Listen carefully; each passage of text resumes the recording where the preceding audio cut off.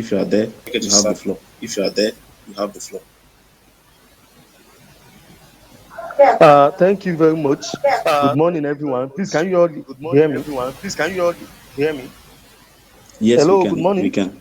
We Yes, we can. can. Okay, We can. yeah, We can. thank you very Okay. much. Thank you I very much. welcome everyone to this Welcome everyone to important this lecture important series.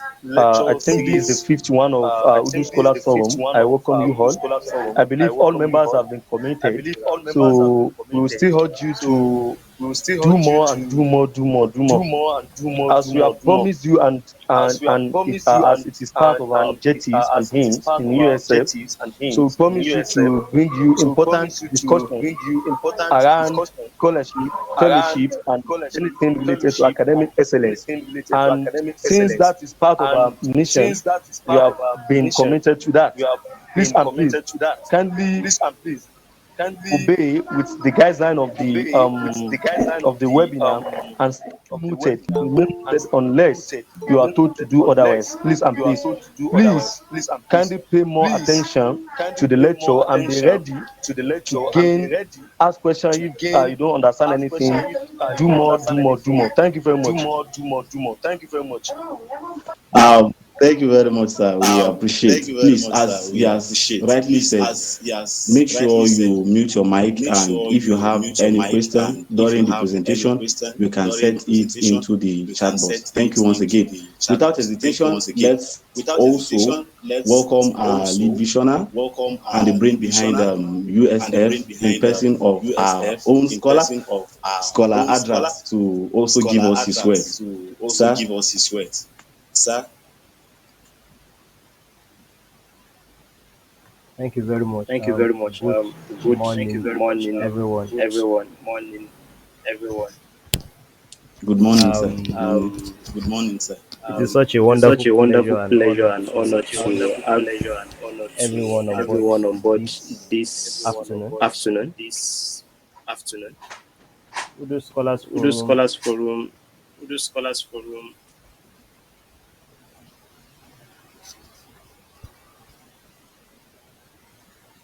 I Hello. hope you can hear me clearly now. Hello. Yes, we Yeah, yeah, can. We can. yeah. We can hear you. Go Yes, ahead. Please, yeah. We can convener, hear you. please, Go ahead. Okay. please. I have Convener, the please. message, please. Please, I have the message, please. From the Please, General Secretariat, Muhammad Bashir. Please, Muhammad Bashir. Hello. No, not like that. Hello. Not Muhammad Bashir should please Muhammad and please Bashir. DM me on Should WhatsApp. please and please DM me on WhatsApp. Please and please. Thank Please you and very much. please. Thank you very much. All right, no problem. Muhammad Bashir All Shuaib. right, no problem. Thank you. Um, Good morning, everyone, or good afternoon to you, wherever you are. You're most welcome to the fifth session of our webinar. And I have to say that I think yesterday I posted something in the group to let us understand the fact that apart from your certificate that that that encapsulates what you graduated with, be the first class, the second class offer. So your CV is the most important document apart from um, your your transcript or your certificate. And this is very significant because it encapsulates everything that you've done for over. I think somebody that is maybe would be the youngest graduate in Nigeria should be at the age of 19 due to our academic setting in Nigeria. If you attend any Nigeria university and you finish school very early, you should be 19 at most. And on average basis, we have 23, 24. On average basis, we have somebody that will graduate to the age of 23, 24.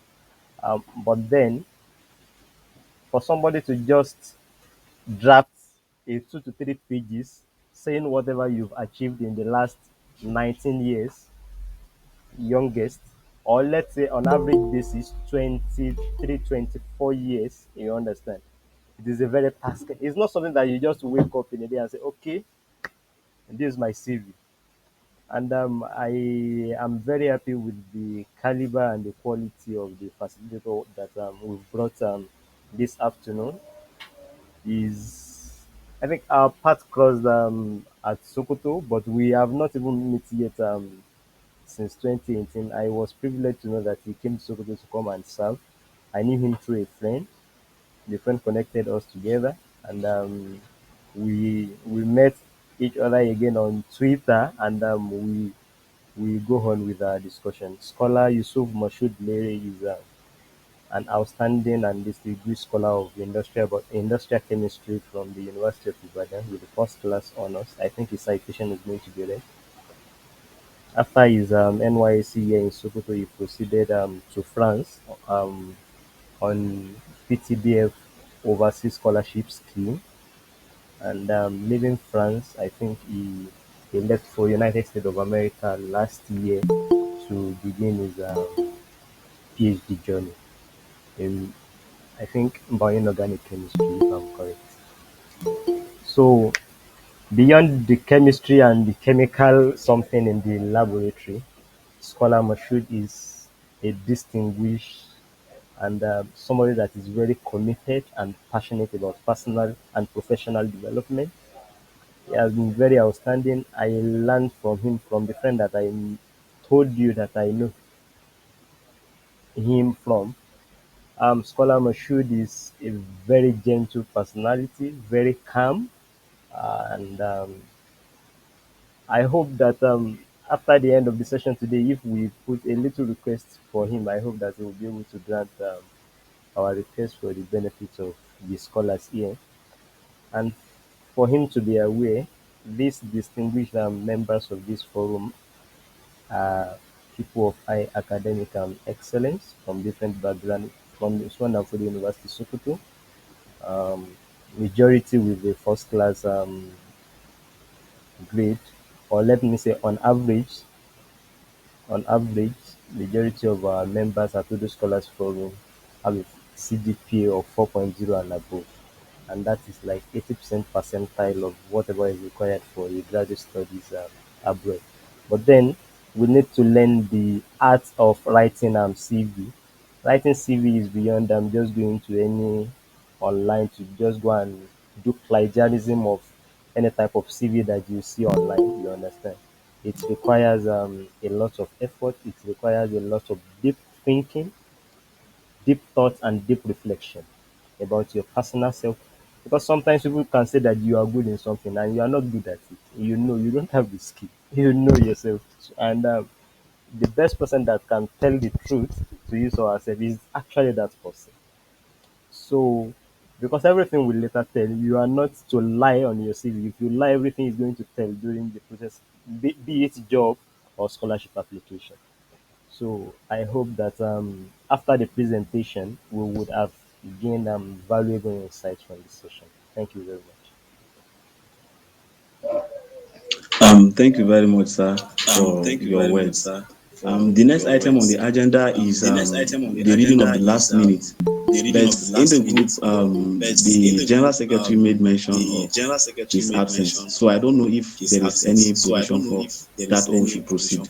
The convener, sir. Yes, please kindly proceed. When he joins, we are going to take that from, we are going to give him the time to do that. So let's proceed. He also All told right. me, Thank you very. made me to be aware of his absence. Yeah. All right, thank you very much. So the let's proceed then. We'll have to proceed to the next item on the agenda, which is the introduction of the facilitator and the facilitator's profile. Now, I guess speaker for today is no any other person but scholar Yusuff Moshood. Yusuf is a young man of virtue and simplicity who has distinguished himself as a dedicated researcher. He graduated from the prestigious University of Ibadan with a Bachelor's of Science degree, first class honors in chemistry. After which, he then he after which he then served his 1-year national service stint at Sokoto State University as a laboratory assistant. Shortly after completing his national service, he won the highly coveted overseas scholarship scheme of the Petroleum Technology Development Fund, PTDF, enabling him to pursue a master's degree at the Université de Grenoble, one of France's top 5 universities. During his first of the 2 years residency in France, his stint would have come to an end after receiving the Graduate Scholar Award at the University of Illinois at Urbana-Champaign, one of the U.S. top 6 in chemistry, for his PhD degree based on his stellar undergraduate records.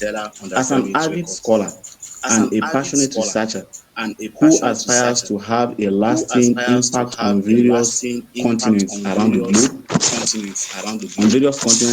globe, he earned his master's degree in France, where he was awarded the double degree in chemistry and chemistry for life sciences with honors.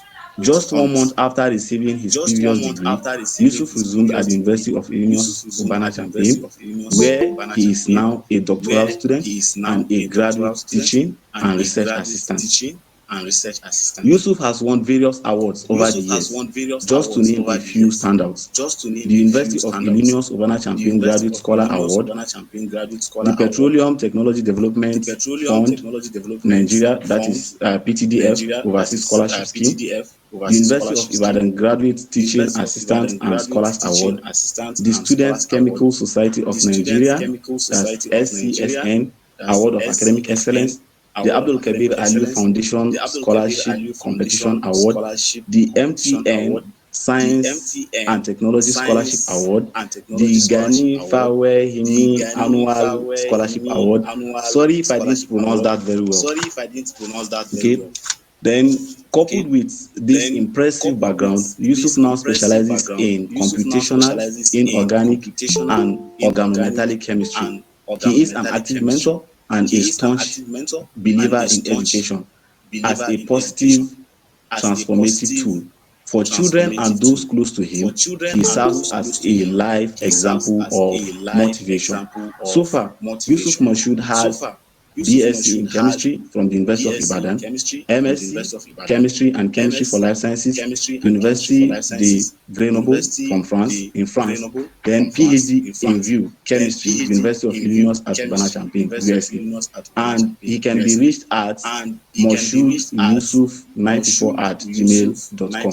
Scholar Yusuff, you have the floor. Thank you, sir. All right. Sorry, please.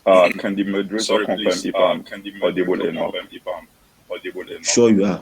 You are, sir. Okay, thank you so much. Yeah, thank you so much for the citation and everything. Yeah, it was really very inspiring. Yeah, thank you so much for inviting me to talk about this topic that is not kind of so uncommon too. I really do appreciate it. I mean, I feel very excited to be affiliated to anything from Sokoto State because great things really do happen from there. I'm really very happy to be here to talk about this topic once again. Yeah, so today the topic that I am told to be considering will be on how to write a CV, which is not, I consider is something that, like the facilitator said earlier, it's something that all of us should know how to do at this point of our life, seriously, because it's not just about the certificate, it's about putting yourself out there, showing people that you can really do stuff. This is kind of like a ceremonial event because when we started, there was a citation that was read. That's like a CV in a way, but it's ceremonial because somebody has to read it. How do you present yourself in an unceremonial cases where there is nobody to read your profile? How do you kind of pass across whoever you are, whatever you are, to the person on the other side? So that is why a CV is actually very, very important for anything you want to do, be either a job application or an application for a grad school program. So you really need to put forward a very good one. So a CV I mean, it's not so uncommon. It's what we all know. So I don't know how you guys do your stuff here. I tends to be a more practical person. So I don't know. At some point, I might have to share my screen to project my CV and talk about some stuff there. But before that, I would like to say something is some important part of the document itself that everybody should actually look forward to when you want to write one. So a CV is just like, okay, all right, thank you so much. Yes, please kindly feel free to share your screen. We'll be very happy about that. And Okay, please, all for right. all the members, go to the chat box and send your name there. Your full name, please, for attendance purpose. Thank you. All right. So a CV is just like a comprehensive statement of your previous background, either educational, teaching, or research. Now, a CV is like a summary of you as a person. You can't go to somebody and start saying, I have done this, I have done this. You don't have the chance to actually prove whatever you have done in your life to anybody. So that is why there is a document that you can put all those things in and show people that this is what I have done, and people believe it. Just like it was said previously, you don't lie in a CV, because CV is a document that holds a high value of faithfulness. You can't lie. If you lie, people are going to know eventually that you lied in a CV. So, but I think that should be a matter of concern here. Like nobody will actually want to lie in the CV normally. Like nobody will want to do that. So it summarizes everything about you, your educational background, your teaching, and the research experience. Now, it may not be only research. It may be job too. I know some people here might be more interested in going to industrial places to work on those things. So in those cases, you need a CV too. And there are distinctions between these kind of CVs in a way. So there is a CV you can use to apply for a job, and there is a CV you can use to apply for anything graduate school. We call it academic CV and a job CV. They are two different things, entirely different things. Now, part of the things that I know that is often required in those two categories of CV is that an academic CV did not have a limitation on the number of pages that you have to write. Yeah, so you might have heard a lot of things that you have to limit yourself to a number of pages, 2 pages, 3 pages. No, you can write as long as you are. Some people have like 100 publications and they put it on their CV. So if you happen to be one of those people, don't limit yourself to any number of pages if it is an academic CV. If you are applying for a job, in that case, we tend to limit ourselves to a specific number of CV, because those ones are not really interested in everything that you have done with your life in a way. They are really interested in things that you have done that is applicable to what you'll be doing there. So, and the formatting, which I'll be talking about in the next section, is actually very important too. Like to be able to distinguish between the two types of CVs. Having said that, so I will my talk is we base primarily on academic CV, because I know most people, 90% of the people here are actually going, like they are here in order to apply for grad school. So academic CV is just a record of accomplishments of what you have achieved in your life. And one of the things you need to take note, one of the considerations is that you need to make it easy to read and digest. Everybody that is holding that document of yours should be able to read and understand whatever thing you put on there. You don't make it complicated. A CV is not where you come and use big words or some things that nobody really understands, or they have to open the dictionary in order to understand it. No, you don't want to do that. Nobody is going to open a dictionary in order to understand your CV. They only look at it and they throw it away if they don't happen to understand whatever thing you wrote in there. So try and make it comprehensible enough. Make it easy and concise for even a person of lower level to you to read and understand whatever thing you put in there. So now, Now, different places have different requirements for a CV, and that is where your own research comes in. Now, if you are applying to University of Illinois Urbana-Champaign, I used to advise people a lot of times, go to those schools' profile. The academic division used to have a lot of recommendations for how they want their CV to be. You don't just write or you don't just get any kind of format. Go to the academic division of that school. In fact, it's very easy. Just type the name of your school and type CV at the back of it. You will see a lot of documents from that school that you're planning to apply to. And you'll see a lot of, in fact, they can give a lot of samples for you to be able to make reference to. There is a lot of things we need to consider here when, as far as the CV is concerned. You need to consider the formatting. Like some people prefer you write in Calibri, some people prefer you write in Times Roman, while some people prefer you write in Arial. So I can't tell you like you have to write in Times New Roman because that's what we prefer in Nigeria most times.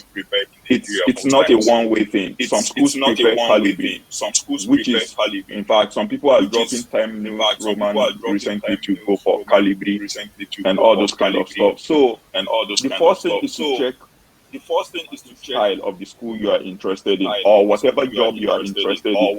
Check their style, know what they want, so that you can actually make your formatting in the right style, what they actually desire. So while still on formatting, I'll actually state some things that are more general before I go to the more practical way. I'll be very fast about it. So about formatting, one of the things you need to consider is your text format. Now, I have seen different type of CV where the first part of the CV is in New Times Roman and the other part of the CV was written in Calibri. That actually shows something. That shows you copy that from one place into another without editing the formatting. Now, maybe somebody sent you a CV that was written in Calibri, and your own formatting on your own system is in New Times Roman. You can see, I saw like some cases you see the first part of a CV written in New Times Roman and the other part of the CV written in Calibri. That is a red flag. That means you are combining different writing styles. Whatever you do, make sure you justify your styles. If you want to write in Times Roman, make it all in Times Roman. If you want to write in Calibri, make it all in Calibri. If it is Arial, make it in Arial. And the point, this is very, very important too. The point, I mean the text size by the point. The most common text size ranges from 10 to 14, where most times we use 12, which is like the base in Nigeria, and I think that is kind of generally acceptable. 12 points. Now, you see some CVs, they will write the first some part of the CV in 10 points, while the other part of the CV will be in 11 points or 12 points. It is not allowed. You have to maintain a perfect structure for your CV, because before your CV will be read, before it will make past the reading stage, the formatting has to be good enough. Let me give you an insight into how they make all these graduate school. Graduate school used to receive a lot of applications. And the first screening used to be about the texture of your application materials. That is the first screening. If the texture of your application material is bad, you are not going to make it past the first screening. Even if you are an exceptional student, you are an A-level and outstanding student. Once the texture of your application documents are wrong, your documents will not be read. It won't make it past. We call it filtering stage. It is a stage where they filter the application documents. And texture doesn't get past the filtering stage. That means you are not really passionate, or you are not really conversant about things you do in a way. So it is very important. Maintain a writing style. Now, I have a question like, I said you should maintain a single point, like 12 points, 11 points, 10 points. What if it is a title and you want to make it to be different from the other part, yes.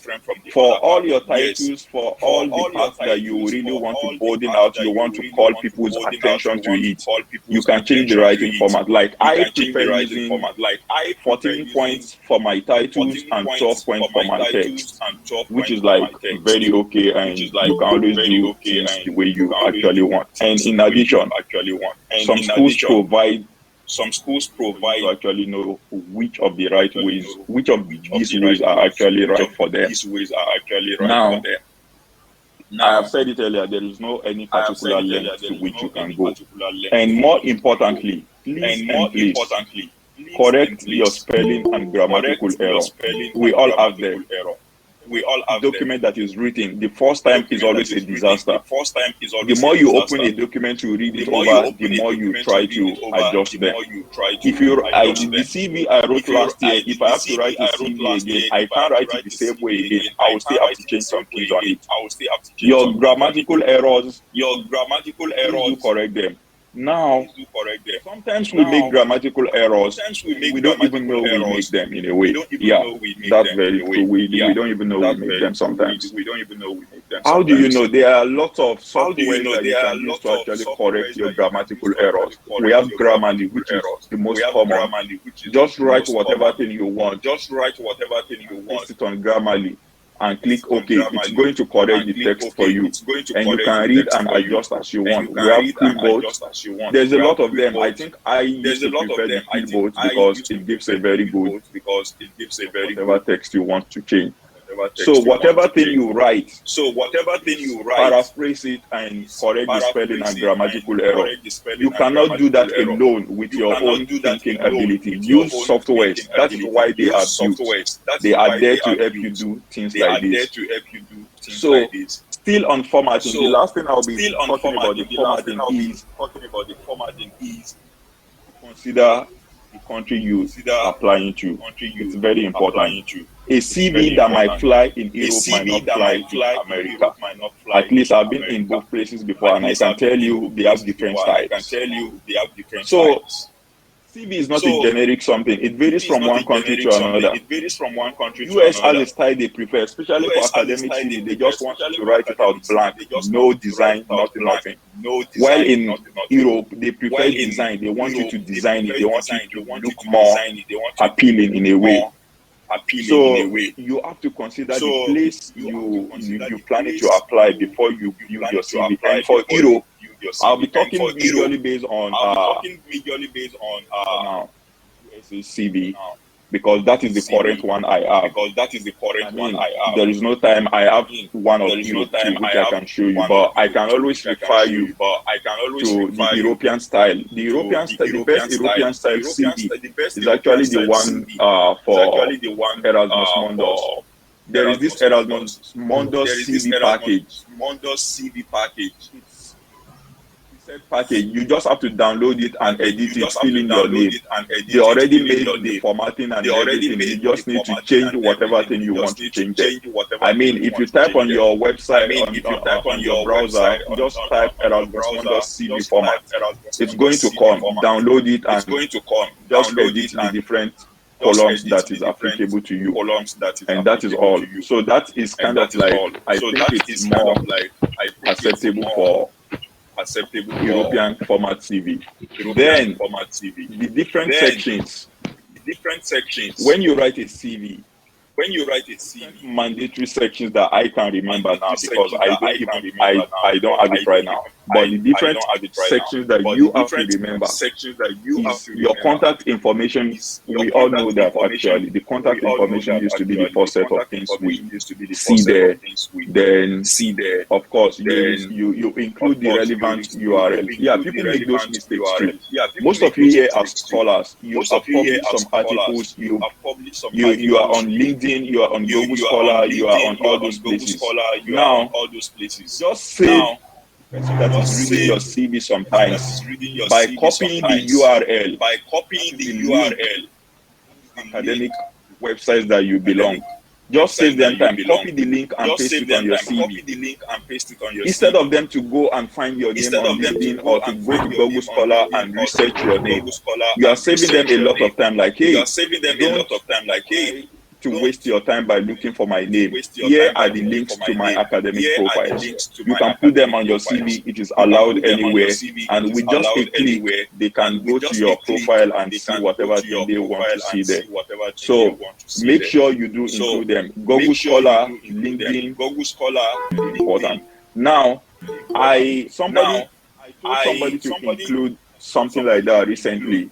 And the person included a Google Scholar account that was newly created. The person did not have any publication, no publication. But because I said you have to include things like that, he created a Google Scholar and put the link on the CV. A CV is a document that uplifts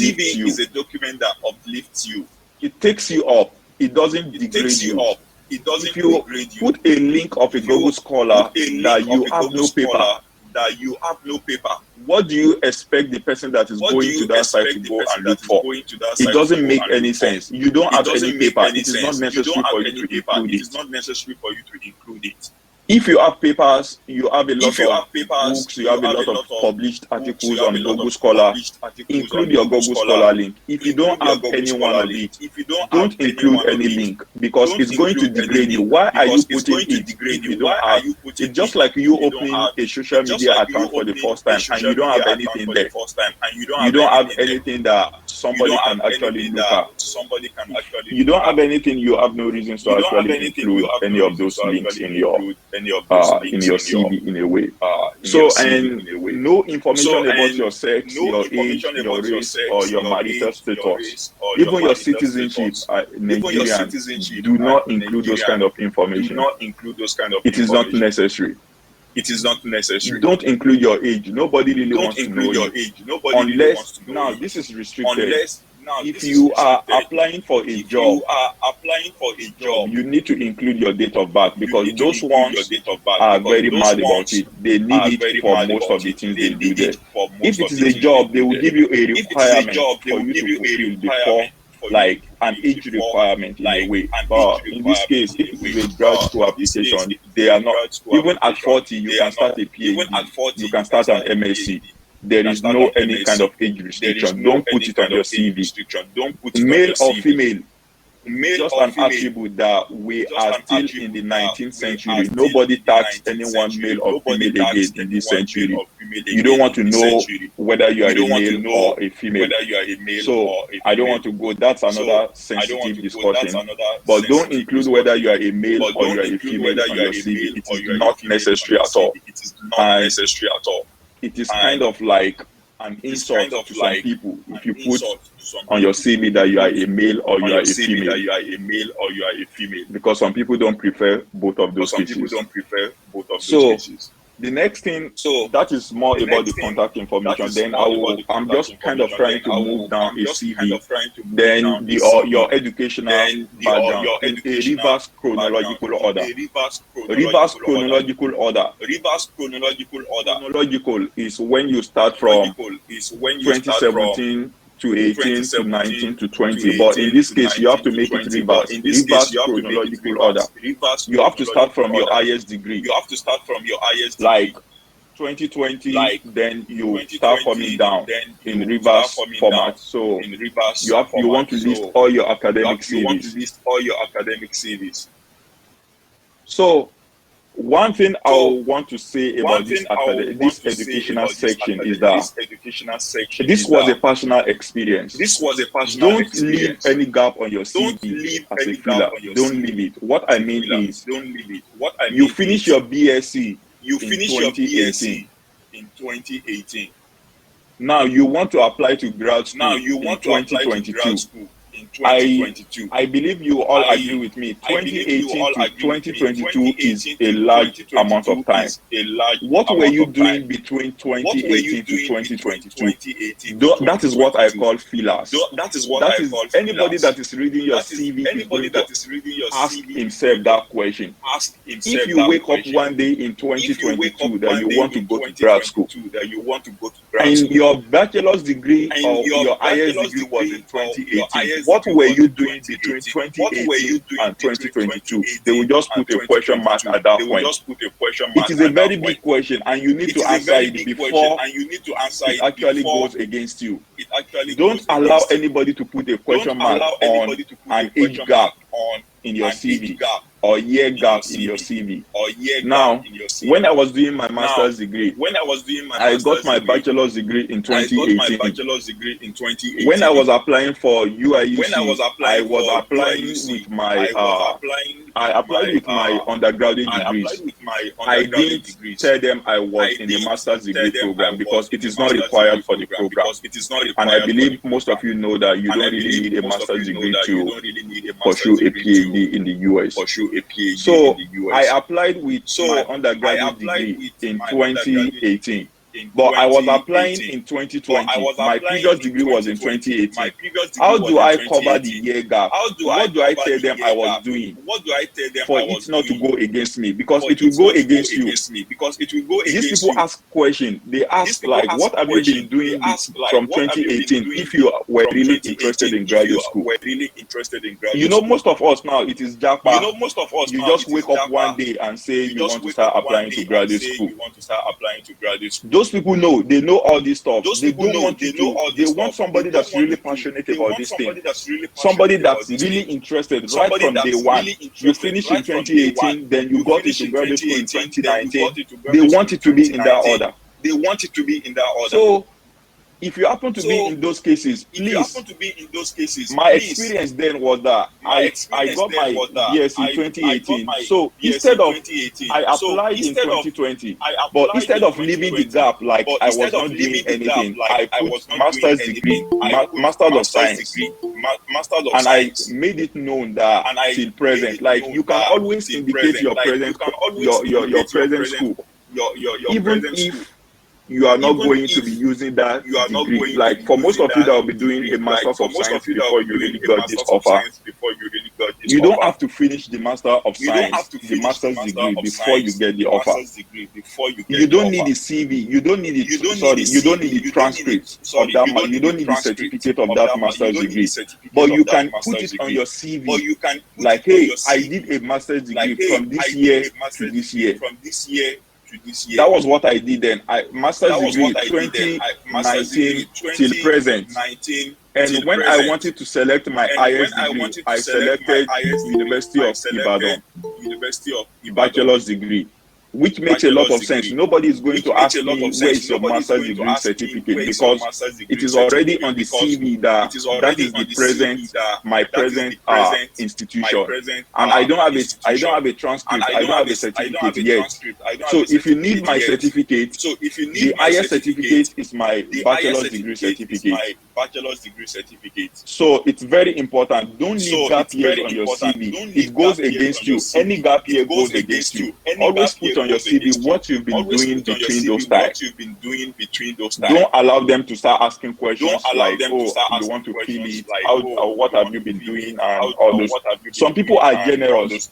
Some graduate school reviewers, they are generous, seriously. Some of them are going to message you, they are going to call you for a video call, and they start asking you, what have you been doing between this time to this time?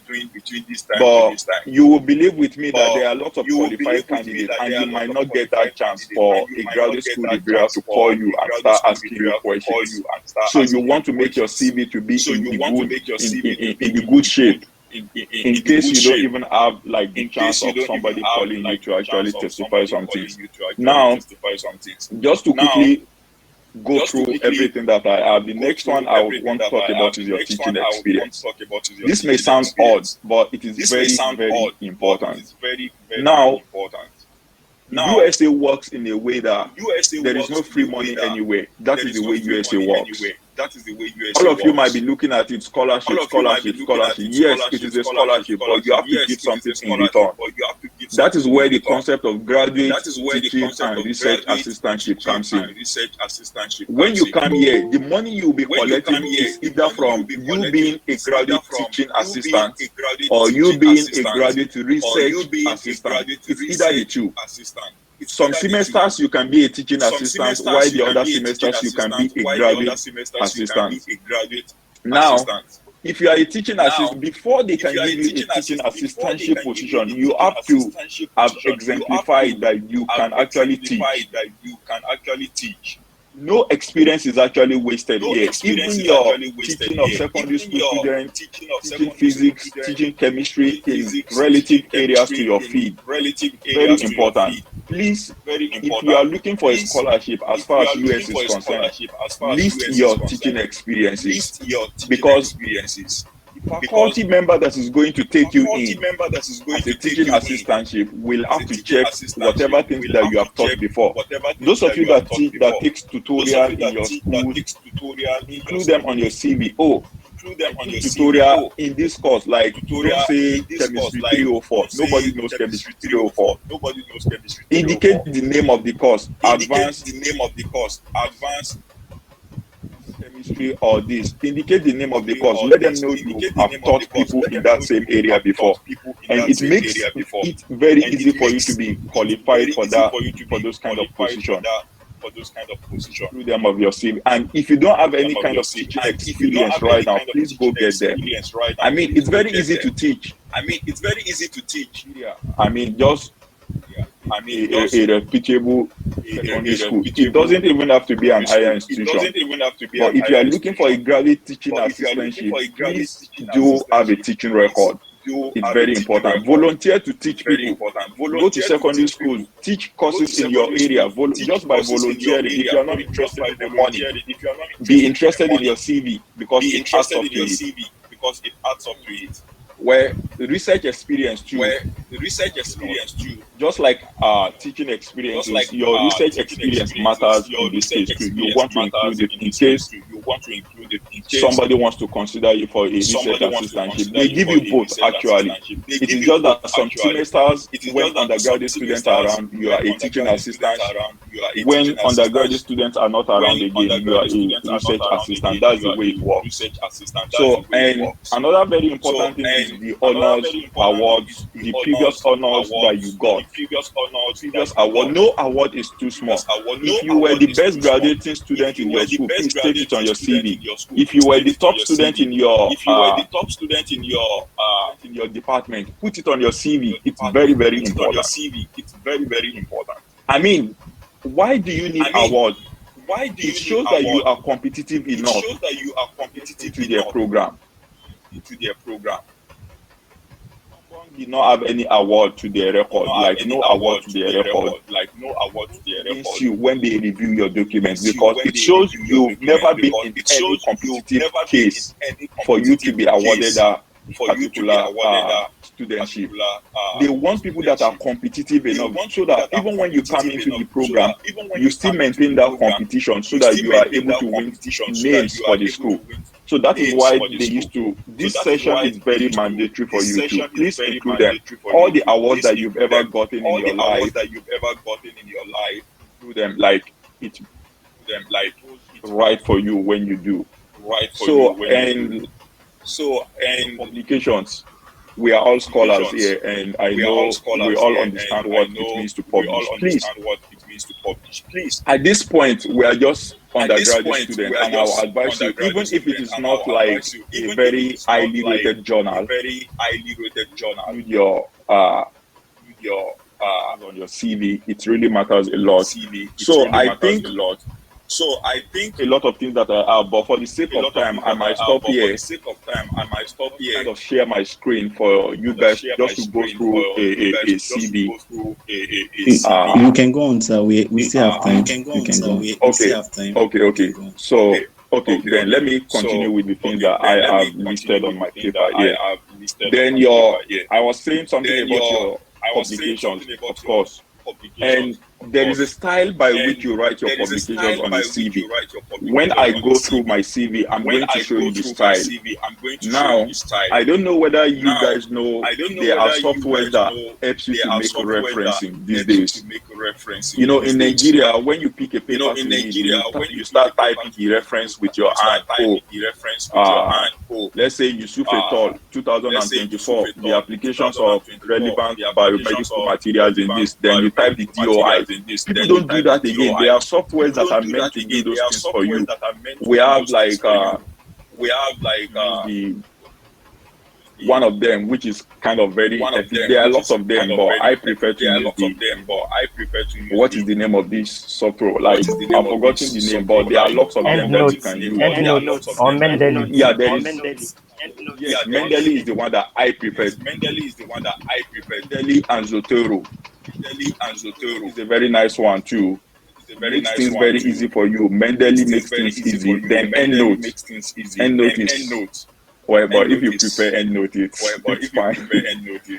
So Mendeley and Zotero, they are the nice one for referencing. They can always reference any paper for you, and you just copy the referencing and put it on your CV. So there is a format for that which I can actually show. Then professional. See, most of you do internship, and you always present your internship after terms and everything. Add to your CV. We do a lot of things in Nigeria that we don't even know it counts, and it does. These people put everything they've done in their life on their CV. But we consider some things as not necessary to be on our CV, and it should not be the case. You did internship or CWES, you presented the report of your internship and CWES. Put it on your CV. It's a presentation which you made in your relevant area.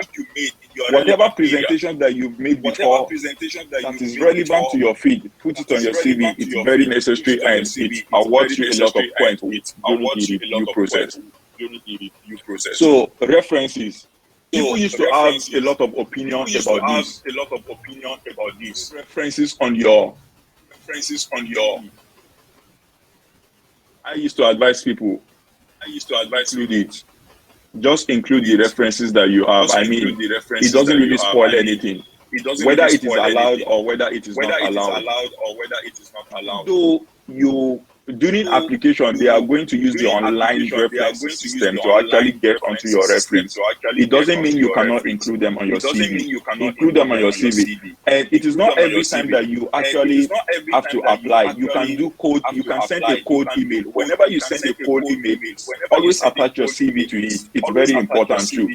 And in that case, your reference will be very important. Will be very necessary, because whoever is receiving your code email with your with your CV is going to actually go and look up those references and see their academic profile for them to have referred you to them. So it's very necessary to include those things too. So for those, I don't know, this is a multidisciplinary something, and for those that language is actually very important for your field. Going into a country in which you know how to speak their language, include language skills on your CV. It is not everybody that needs it. I can say language skill, where if you have the time you can include it, but it is not necessary. It's not going to avoid you any kind of a special point or so. But if you are in the languages or you are in the arts where all these things make sense to them in a way, do include them on your CV, and very good to have them. Languages, if you've traveled to places before, international travel, for those in the arts, it's very necessary for you people. For those in science, nobody cares where you have been, like international travels or so. It's not really necessary.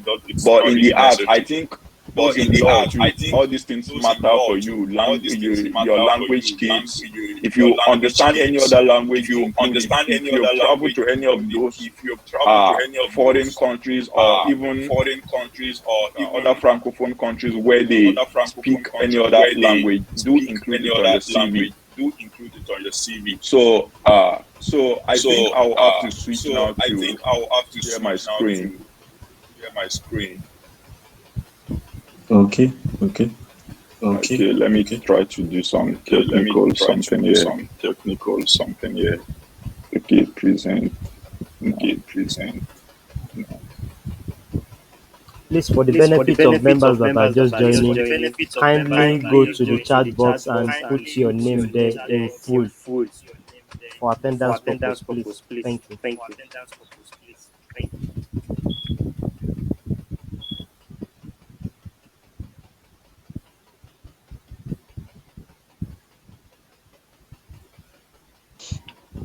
Also, I would like to inform everyone that you can drop your question in the chat box, and subsequently our moderator or the person assigned to do the role will take it up. Thank you.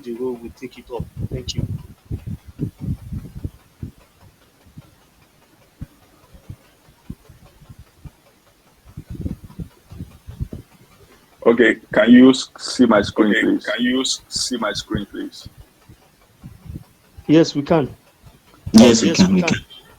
All right, so let's go to something that is more practical now. So this is a CV, and I mean, this is like the current format that I use. One of the things I used to tell people, if I ever sent you a CV last year, if you ask me for my CV again this year, I'm not going to send you the same CV. It's going to be different, because you don't expect it to be the same person over the years. You have to keep improving yourself and keep changing something. But currently, as of today, this is what I have as a template, which actually works for most people, and it works very well. So, just like I said earlier, your name and your contact information and everything. So, I was referring to this. This is my LinkedIn profile. And as you can see, any click on this link is going to take the person to my LinkedIn account, and from there they can always see whatever thing. Instead of having to go to LinkedIn and type my name and look for me, you don't have to do that. Just click this link and you are there one time. So, and this is Google Scholar. If I click the link now, it takes you to the Google Scholar account, which actually from there you can see the previous publications that I have personally, and the number of people that have cited that publication. Because in science, it works in such a way that you have to be cited for your work to be very relevant. So Google Scholar is a website that keeps track of the people that have cited your work. So from here, you can actually get to see publications that I have and the number of people that have cited them in their own work too, like how relevant the things you have actually published is. And okay, just while I am on it, current address and everything should actually indicate everything should be updated. And I can tell you this is not my current address, and while I am here, I have to just take this time. Sorry about this.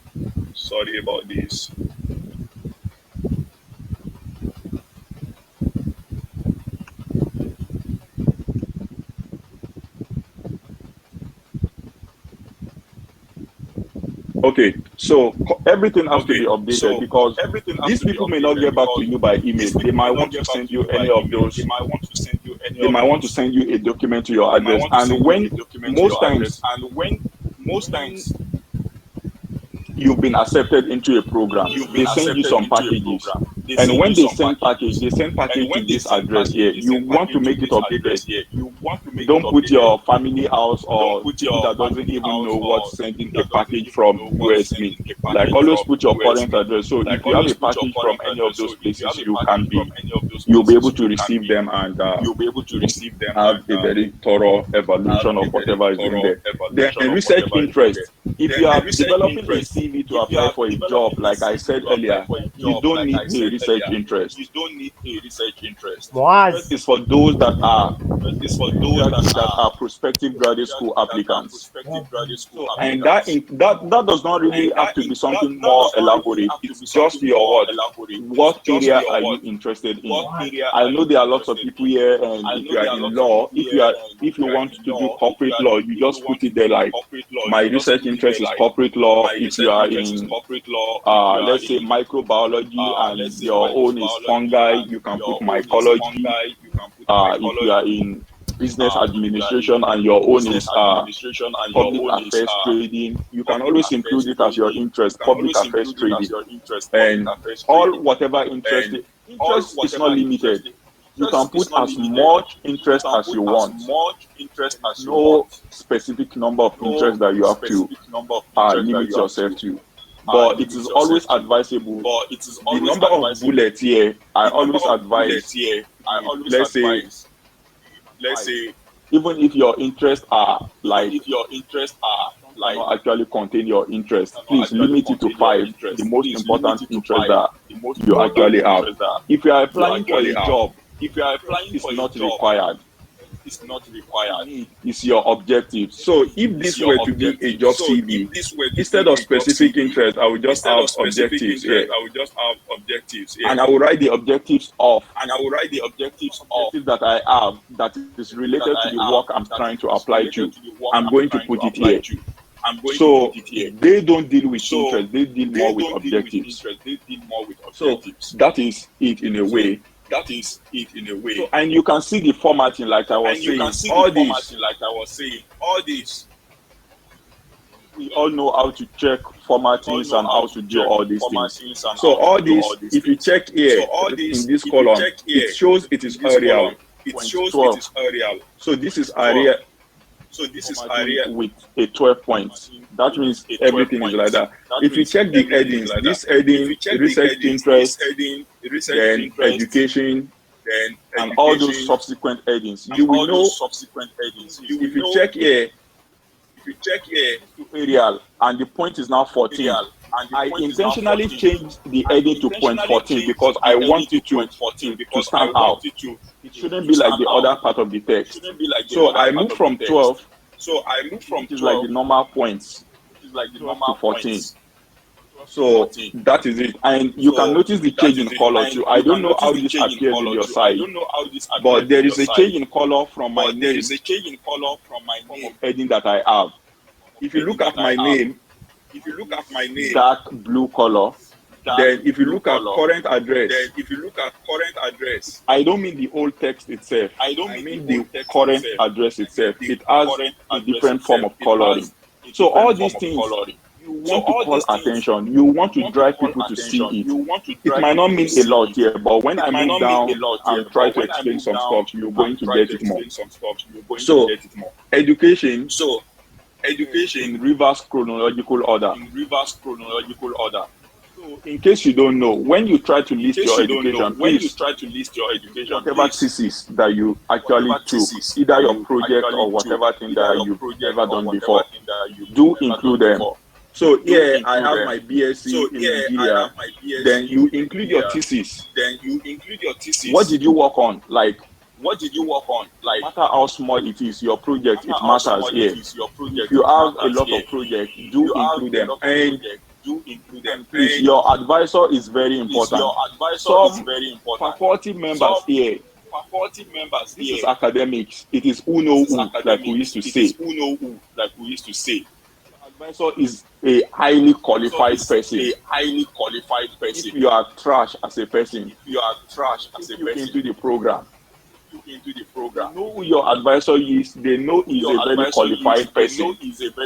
I mean, it gives you more points. That is why in Nigeria it's not so common. But here, people choose advisor. People choose who to work with based on their profile.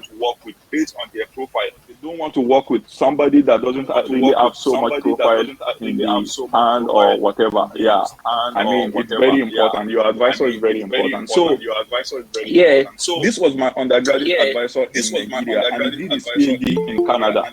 That earns me more points. I don't have control over it. The way you can actually gain into your work.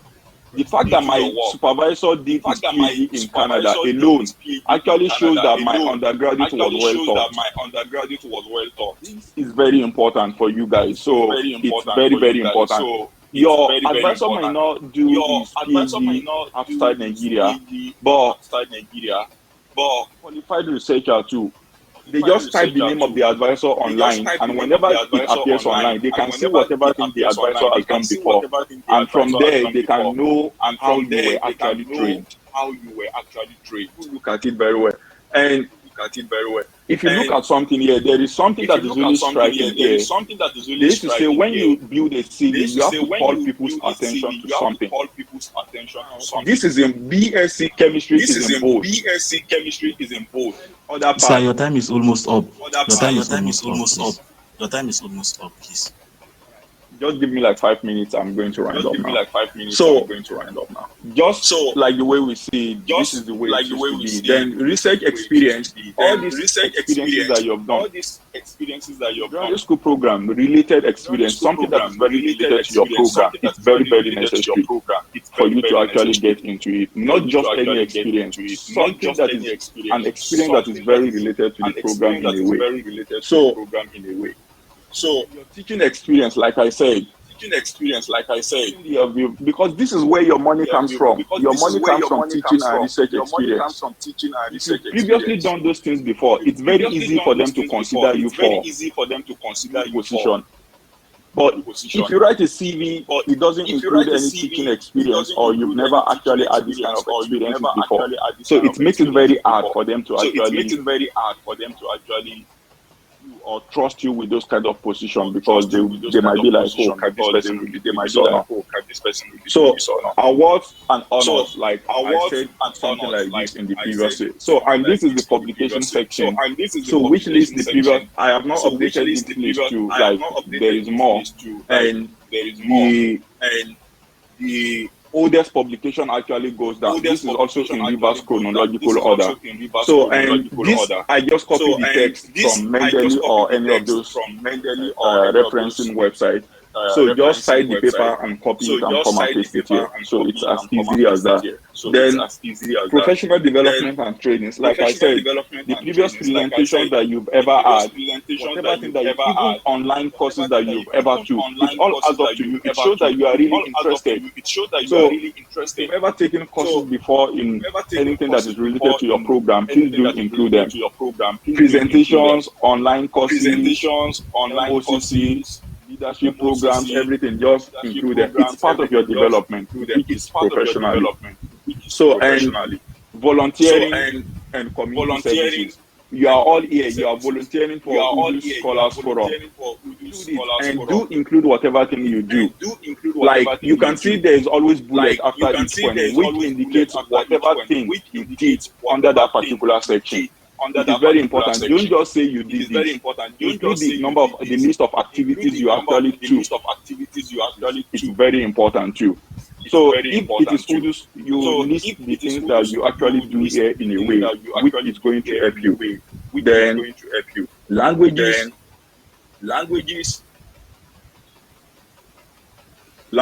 then skills, then these are the academic referees. Like I said, always include them. Nobody's going to say, why did you put your referees on your CV in a way? And like I said, always update whatever thing you have. Whatever thing you've written today is very different from what you'll be writing tomorrow. I mean, we keep improving day by day and everything. If I have to write another one or have to write tomorrow, it's still going to take a very different format. So I think I'm going to stop here for questions. So thank you so much. Thank you very much, sir. That was very resourceful and insightful presentation you've actually given. I must comment, and I believe we all have gained a lot from the presentation too. Thank you once again, and that will move us to the next agenda on the line, which is the Q and A session. But I would like, please, the publicity secretary to please handle this session for us, please. Okay, thank you very much. Firstly, I would like to thank and deeply appreciate our today's facilitator. He has actually done just the given topic. I'm very sorry. I would like to say Jazakallah khair jaza. The Almighty Allah um, reward you abundantly. Thank you, sir. So I will quickly go to the first question we have here. I think that is from Scholar Saleh Muhammad. He's asking you, sir, that you actually talk about publication, like having research experience. Please, what are the tips you have for him as an undergraduate to start his research experience? Thank you very much, sir. Okay, yeah, thank you so much for that question. It's really one of the very challenges that we have in Nigeria. I can relate with it. I know what it means. Like, thank you so much for bringing up that question. Seriously, it's very hard. It's very, very hard, considering the kind of environment that we are in a way. But please reach out to people. That is why you have LinkedIn. You have, I know the number of people that I reached out to. All my publication was by collaborating with people.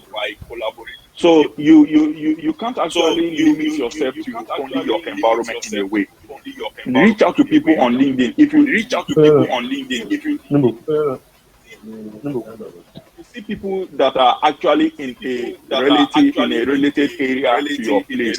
If you are interested in what they do, let them know you are interested in their work. Is there anything they have for you in order to broaden your research experience? And trust me, those people most times used to have like, hey, I am trying to do this. Can you please complete this data and let us work on it together? It's going to take your time. It's going to take a lot of resources, but you are going to get what you want. Believe me. In here, seriously, you can reach out to me. I have a lot of tasks. Those that are interested in computational chemistry, I am a computational chemist, organic chemist. But if you are interested in learning or doing a lot of computational stuff, reach out to me. I would be very glad to actually work with you. And you are going to get what you want to. Thank you. Okay, thank you very much, sir. Another question said that you have actually talked about the teaching experience.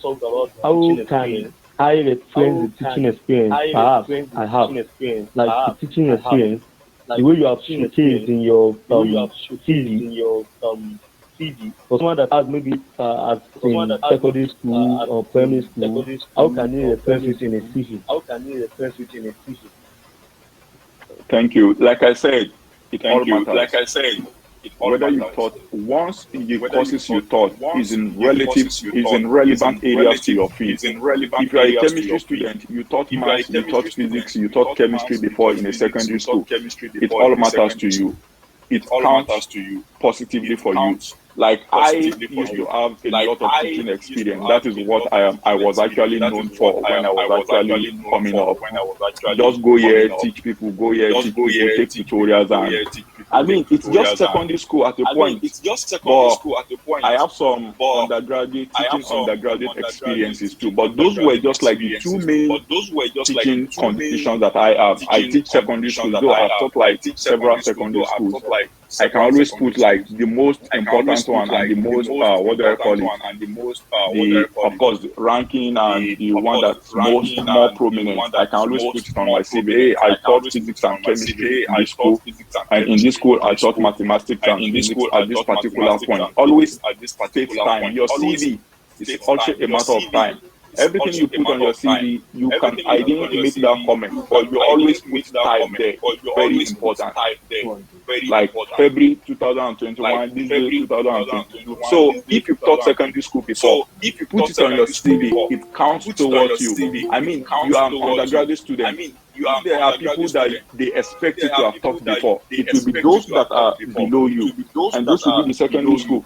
Taking tutorials for your mate and all those things. So it counts and it matters, even if it is secondary school. Thank you.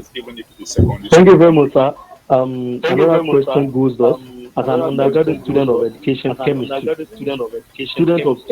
chemistry, he wants to do his postgraduate program with specialization in inorganic chemistry. He's asking you, sir, What are the other courses or skills that you can acquire to specialize in that field? Or is asking that can he go directly with his BSc or BEd in chemistry education for masters and or PhD in organic chemistry?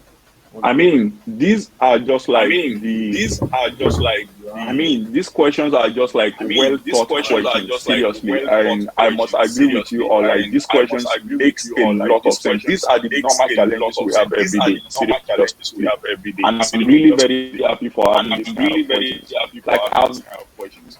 Like I've all in a number of cases for, oh, I have BSc in chemistry, ed, BSc ed. But what do I do? How do I convert myself? In Nigeria, it's possible, but it's not easy to actually switch from being an educated student to a normal student. But I am telling you, very possible. It's very easy for you over here. Just apply like a normal person. Just like me, BSc chemistry is going to apply for programs. Apply and just as simple as that. Nobody will say you have an education background or so. You just need to work on yourself. If you are interested in inorganic chemistry, do you know the inorganic chemistry? That is the point. If you know the inorganic chemistry, nobody is going to limit you to the fact that you are an education student. No. And another option that you have is that schools here, they take masters in teaching.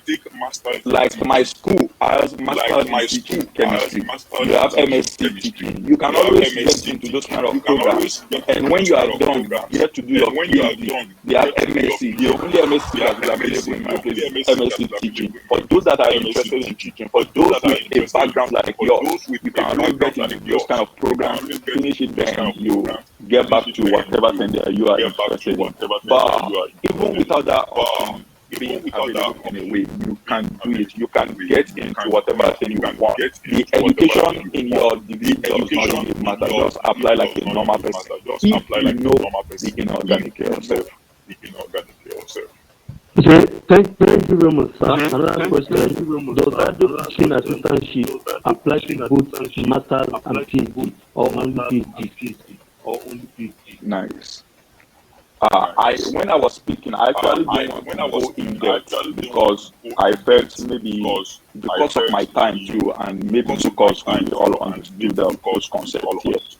Now, it applies to both categories, either PhD or MSc. It's kind of very hard for an MSc to get a teaching place and an assistantship position, but it can, like, some schools does have like an assistantship for an MSc. It depends on your course of study too. If it is chemistry, it's very easy to see MSc in assistantship because there are lots of undergraduate students here and they need people that's going to teach them.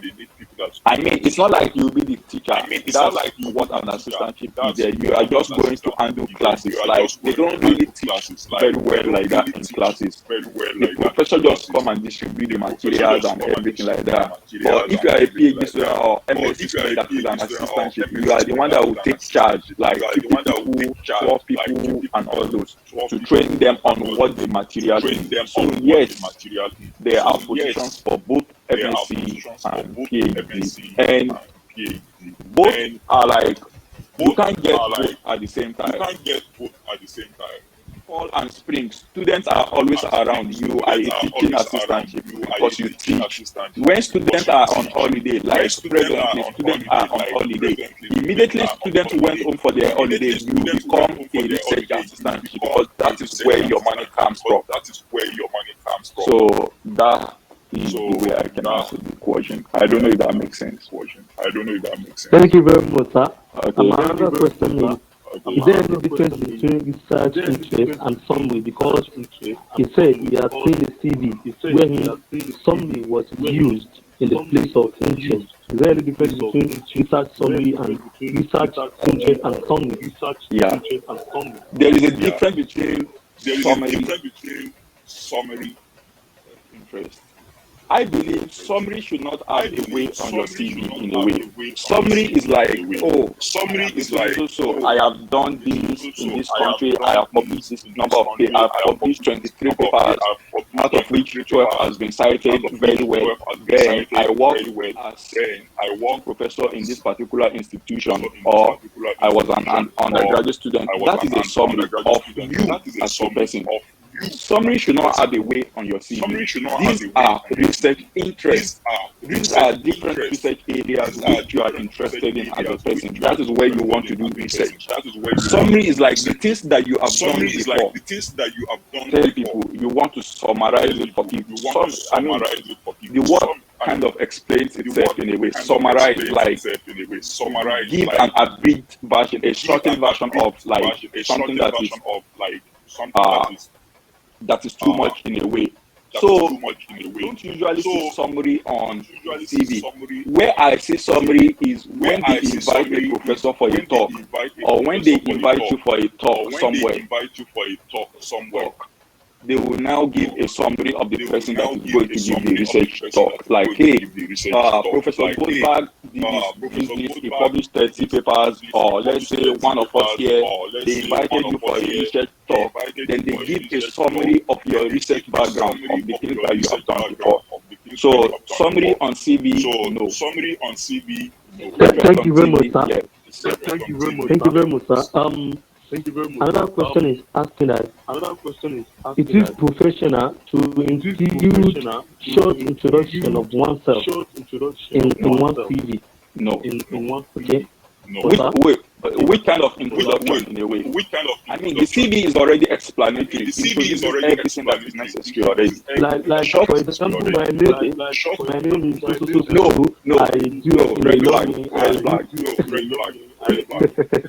Thank you very much, sir. Yeah. Another question. In the case where there is a year or 2 years gap between the educational qualification, how do we go about it? Or maybe the person is employed or doing other things. Thank you so much for that. Now, you have a gap. That is fine, but 2 years, no. What we do most times is between that 2 years, before you switch yourself to trying to apply for graduate school, you were doing something, you were employed, or whatever thing that you were doing, add it in the necessary section. It might not be your education will just be BSc 2018, then 2019, what were you doing? You were employed, right? Don't put it in the educational section. Go and put it in, let's say, volunteering or community services or whatever thing else that you think it fits in. Go there, put it there, and indicate the year, like, oh, 2019, this was what you were doing in 2019. That solves it all. Whoever is reading your CV will know 2018 you were here, and 2019 they will see community or volunteering services or professional development. Whatever your job, wherever your job fits in, it may be professional development, it may be community services, it may be volunteering. Go and put it in those sections and put the year. So that way it's solved. Thank you very much, sir. As an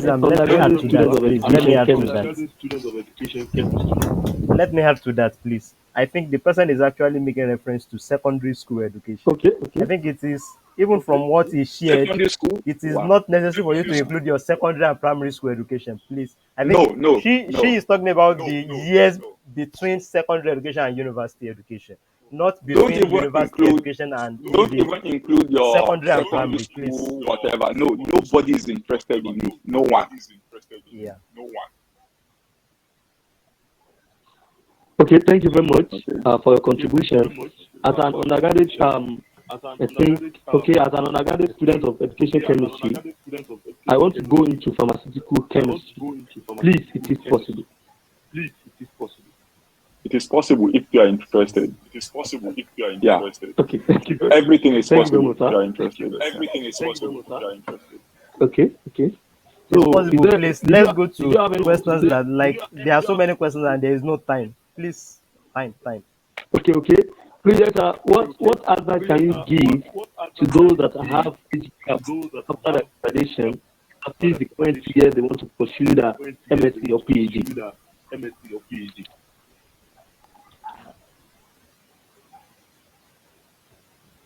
There was glitches in the network. I couldn't hear you very well. Okay, thank you very much.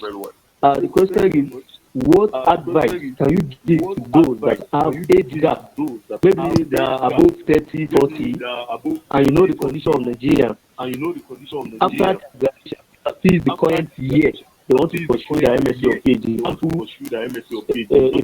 If graduated in 2019 and it started applying for scholarship in 2025.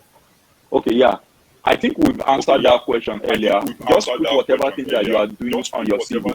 But age, if the question is about age, you are not restricted for any graduate program in a way. No graduate program is age restricted. You can do anything at 40, you can start a PhD, no any limitations. But whatever you've been doing after your BSc degree, put it on your CV in the right section. Okay, thank you very much. There are some applications that you have work experience, and that teaching experience fits for this purpose. If yes, is it possible to reference it to attach it with an appointment letter? Now, work experience. They said the application requires work experience. Which work? I have to know which kind of work. If it is work you are applying for is related, if it's a graduate school, yes, your work will be teaching. Fine, that is what they require. The things that you have done that is related. But if the work is not graduate school, necessary work, include the necessary work experience in a way. Okay, thank you very much, sir. Which position? Okay. Which position can one attach a CV when writing a professional letter? Please, I don't understand your question, please. So another question is, sir, what can you say, or what do you say about someone who teaches in secondary schools during holidays while undergoing his undergraduate studies? How is it to be included in the CV? How will something? I don't get it. Like someone. Yeah, I think the question is largely about it should be in the volunteering section. Put it in the volunteering section. You understand? The person is actually asking about going through teaching experience during undergraduate studies during the holiday. Perhaps maybe during second semester you teach for like 2 months. Yeah, Before just put it resuming in back for your 3 or volunteering. 400 level. Yeah, if it is not up to 1 year, it's a volunteering. So if it's up to 1 year, then you can go for like, oh, it's really an experience for you. Okay, Abdulaziz, can you please unmute yourself and ask your question? Okay, when writing a professional letter and you need to attach your CV on it, how do you go about it? Professional letter. Just write the letter and put your CV after. I mean, it's a letter. Just write the letter and. I mean, are you talking about the technicalities? Because I don't really understand. If it is the technicalities, The person is talking about cover letter. The person is talking about cover letter or motivation letter. Yeah, for job application. Write your cover letter and put your. Most times, cover letter and CV, they don't really. But if that is what your work requires, write the cover letter and put your CV after. But from my thank you. Please let us move to people. They don't really go together. Okay, thank you very much, sir. I believe we have exhausted the question here. So I would like to hand over the microphone to the moderator. Thank you very much. If there's anyone that has question to ask, maybe the person wants to talk and cannot type, you can also do that within 1 or 2 minutes. Okay. Off your mic, please. Okay.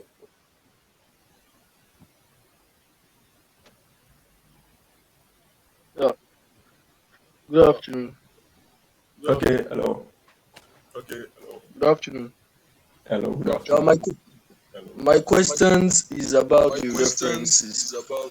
What is the difference between putting the references on the CV and putting available upon request there, because most people have seen maybe the ones I have learned on YouTube and most I've seen on Twitter usually put available upon request, but when you shared your screen you included the references. Can you give us? Yeah. Thank you so much for that question. I mean, available upon request. What does it mean? It doesn't mean anything. You put references on your CV and you put available upon request. That means you are telling them, contact them. Like, if you need them, let them know so that they can give recommendations about me. Like they are available. It means they are available on request. It doesn't really make any sense if you put it. I mean, I have like a question about why will you put available. I mean, if those people you put on your CV should be people that are ready to recommend you for anything at any particular time. If you put available on request, that means they have to send you an information that they need to contact those people. Or okay, they just put on the CV available on request. That is, if you need to contact my referees, I can give them to you. I mean, it doesn't really make a lot of sense. But if that is the way, I would prefer you don't put anything at all instead of putting available on request. Just take the reference section, just take it out instead of putting available on request. It's too informal and it's like available on request. If you need it, let me know. I will give them to you. Okay, thank you very much. Another question is, those references has to be those intimate to oneself, like family or relatives? No. Well, yes, if he was acting as your lecturer or a professor at the same time. I mean, I can have my father teach me chemistry before I can put him as a reference. But the definition of a reference is somebody that has professionally impacted you. In fact, some people prefer like an advisor, like your BSc, MSc, or a lecturer that has really impacted you in a way. If your father happened to qualify to be any of those people, you can include them. But you can't just put your father on your CV and say without him being your lecturer and wants to say he's your referee. No, nobody's going to take that.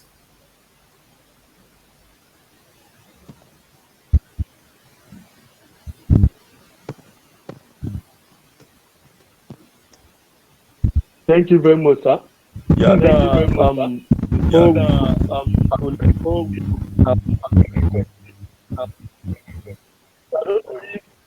can actually release the everyone. Okay. Malam Ahmed. Hello, can I be heard? Yes. Yes. Can I be heard? Yes. Yes, you are free to go. I want to ask a question regarding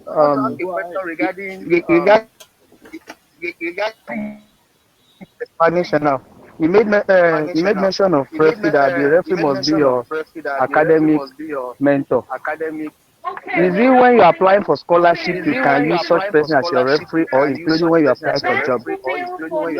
I said professional must have impacted you professionally.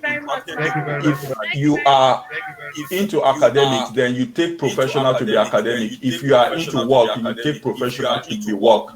The person might have impacted you at your place of work, or you've worked, like you are moving from one workplace to another, and the person in your previous place can serve as your professional referee. So professional can be academics or job. Thank you. Thank you very much, sir. I think we've taken enough questions already, because we don't really have much time on our side. So we'll move to the next item on the agenda, which is any other business. Please, I have something. Please, there is a request here we need to attend to. Please, there is one of us here is working on Okay, a okay, story, and he demanded a picture, a cross section of picture, and I believe he has messaged me now that everyone, I should tell everyone to please and please open their video so that you can take the screenshot of our attendance here. Thank you very much. Please and please open your video, please, so that the member can take Okay, why we do that? Thank you very much. Why we do that? Let me just make some comments on what the facilitator have done. Once again, let me most sincerely thank scholar Yusuff Moshood for your wonderful time today. Thank you so much for coming. It's really great having you today for this wonderful presentation, and I pray that may God bless your efforts too over there. Subsequently, while he was making his presentation, he made mention of the Erasmus Mundot CV format. I think the name is Europass. I'm going to send it here and also send it to the group. So check Europass on, just type Europass CV on Google. It's going to bring you even the direct link to the website where you can also preview it even before graduation and feel what you think you want to work towards. And I want you to know that CV is made for different purpose. Like the CV you are going to use for University of Illinois as Urbana Champaign is different from the CV you use for University of Texas at Dallas that Murib Yakub, the person that came for our facilitator the last time, would use. You understand? So, as he rightly said, go through the website and know what these people really and actually want.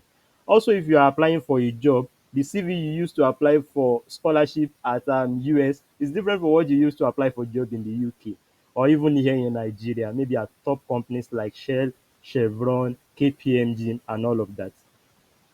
And it is not that maybe once you prepare your CV, that is once and for all. Like you want to make another application, you are going to still use the same thing and not changing some things. You understand? Maybe like, especially in the area of research interest, the research interest that you might be interested in the Department of Chemistry at University of Texas at Dallas might be different from that of University of Florida. You understand?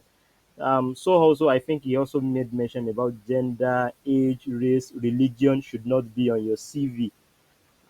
It should be in chronological order. Don't leave the years gap. Then volunteering for teaching in Nigeria. I think this is not about money. I think I used to tell people that zero your mind from money.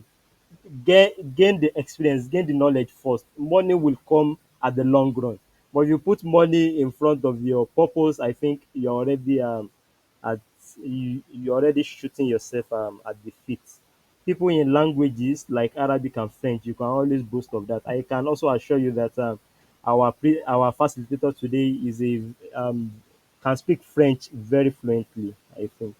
Um, Also, we have to be able to know that all these things are from I think from self commitment. You would not expect yourself to be using iPhone 13. You will not expect yourself to be using iPhone 13 and you don't have a laptop to even do some basic things as required Word on a laptop, and you are using iPhone 13 plus. You understand? Why don't you sell that your iPhone 13 plus, buy iPhone 6, you understand, and get a mini laptop that can improve your professional development. I think these are some of the things that we need to be very frank and discuss with. Like your phone will not on it's not even easier to do on your phone, like doing all this editing, doing the aerial, doing justify, Yeah, doing alignment. sorry to cut in. Sorry to cut in. I forgot to add Yes, that. sir. Please don't write a No CV on problem. your phone. Please. All right, thank you very much. So these are just some of the things that I want to add. And if you don't have the means of a laptop, get from your friend that have use it to prepare the one that you want for the meantime. Don't use phone, because if you use a laptop, you will see clarity. You will see some mistakes that you can avoid. Please and please. Thank you very much. Okay, turn on your video. And what The else on convener, sir, the please, the what next two else? minutes, we should turn on our video so that we can take the picture. Please, the convener, you can help My us with video is that. on. Others Please and should please on turn their on your video. video for the next 2 minutes. And Hello? Others should please turn on their videos. Can you hear me, please? Okay, I did not also turn off my video. Okay. Hello, I can't hear you. Okay. Yeah, can you hear me now? I think my video is on, isn't it? Yes. Please urge people to turn on their videos. Yes, you are People, on. please kindly on your video. Yeah, So thank you. please, please Kindly help us on your to take video. the screenshot. Okay, thank you very much, Scholar Yusuff Moshood. I think he just sent the link to the Europass format in the chat box. You can just copy it directly and go to your browser to check it out. Yeah. And I think there's one request that I also personally want to make, Scholar Yusuff Moshood. Can you please maybe go through if at this is at your convenience and we do not intend to disturb you. We really appreciate your effort.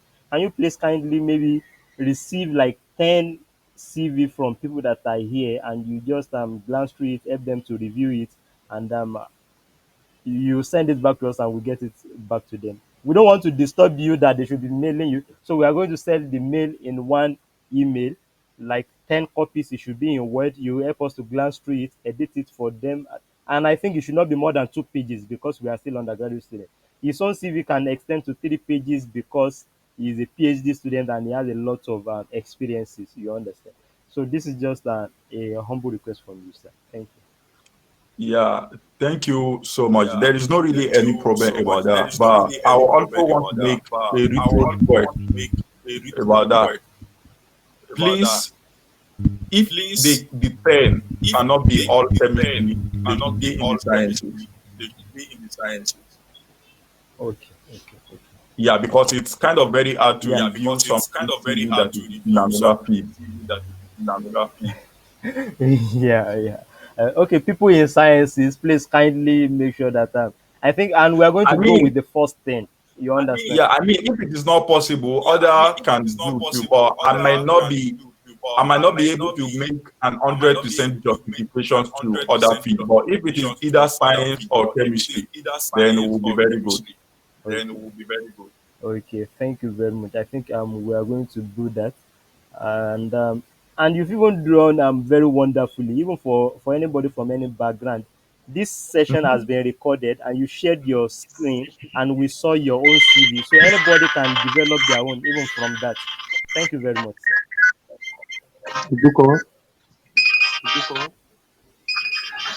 Thank you, sir. So, any other business of the day? It's very good that we can release our facilitator. You can go off with other things over there if you The convener, please, have you or taken the if picture, you have please? a passing word. I did not take any picture. I think the person that wants to use the picture is taking it. I did not take any picture. You Subhanallah. I don't just do think a screenshot from your he's end. in again. Okay. Mazid Brother Mokhtar, are Mazid, you here? Can are you you there? speak up?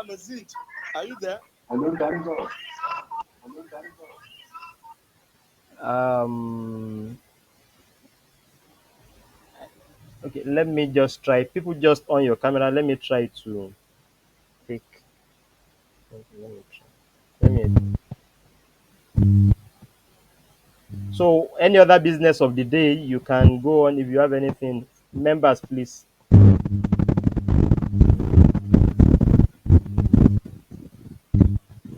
Please, I have a question, sir. Can I go on?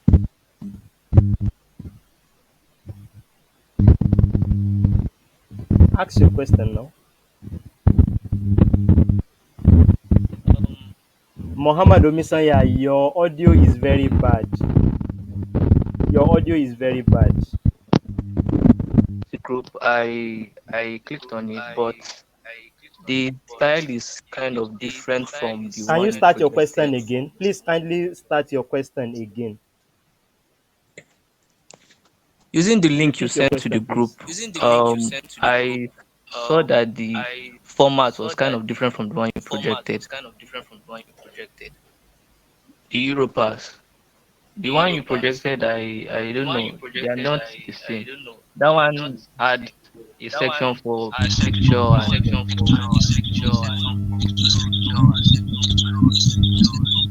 Yeah, you can mute yourself. I get your question. Okay. Yeah, that one I sent is the U.S. format. It is different from the one I projected is more of an American style. They don't want any kind of design or any funny thing. They just want it plain. But Eurobars, that is why I said for Europe applicants, they prefer those kind of formats. They want pictures, they want all those kind of things. I have been in Europe before and I know that is exactly the kind of things they want. So, but this is like the more generalized CB format for Europe. So that is the one I sent. The one I projected is more like the format for US applicants. okay. So please, if you want to get the one you projected, how can we get that template? Well, I would have loved to share it here, just give a link for everyone. But I think we all understand something here. There is what we call People will go and do plagiarism. plagiarism. I will even suggest that you don't even share it. Let them send their own. I mean, Craft your own from I the don't have any scratch. problem with you editing, put your name, change everything. But people will leave the experience section. Even whatever my experience is, whatever, they will leave it there and keep it. They won't change it. That's what people Yes, do. absolutely. That's Like, what I'm saying. No, I'm not saying Yes, that that's if you what I'm send saying. The your experience own. they don't I'm have, they saying will that boast if that we they have can it. get the template. okay, the template. Well, that Yes. is not really like a template. It's just like something that is plain on Word. It's just like a plain Word document. Okay. I mean, I can Exactly. send it to you if you send me an email. I can send it to you. All right. Okay. Thank you.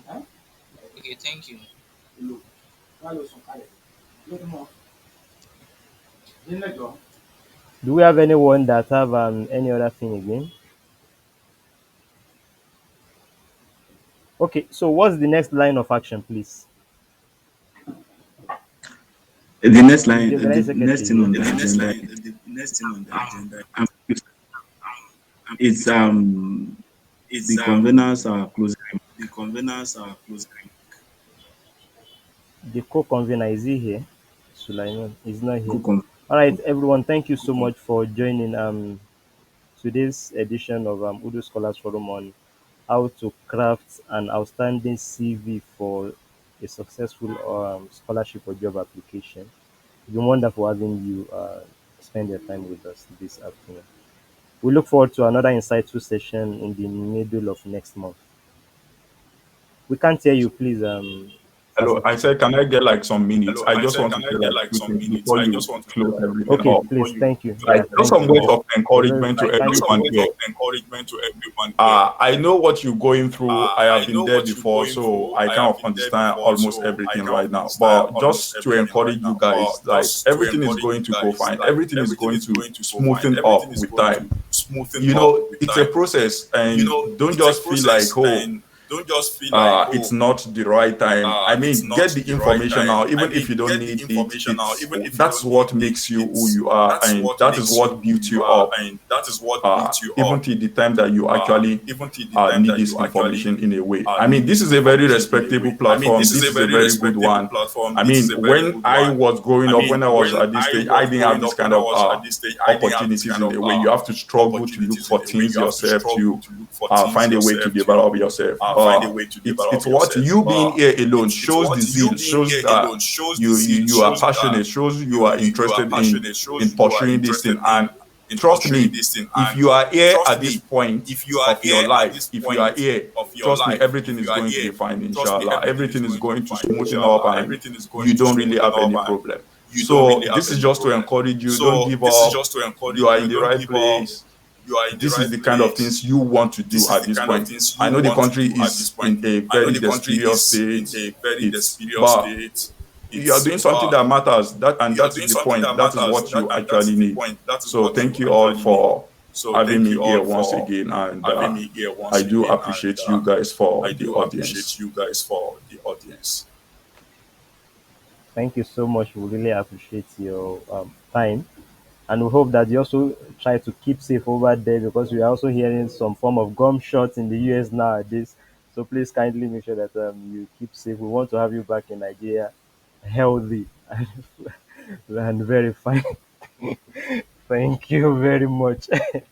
So everyone, as we used to say at Amudu Scholars Forum, there are so many opportunities outside there. Today can seem to be like this, but definitely this is not going to be something that will be permanent. You understand? It's just a phase, and it's going to go just like COVID. This ASU strike too will finish, and we are going to leave this place too. Thank you very much. So bye everyone. Organize secretary. Any other thing? No, sir, no, sir, no, sir. If the No. public secretary is here and the general secretary, can you please wait a bit? Publicity secretary and organ and general secretary. Is general secretary here? No. I think general secretary is not here. Okay.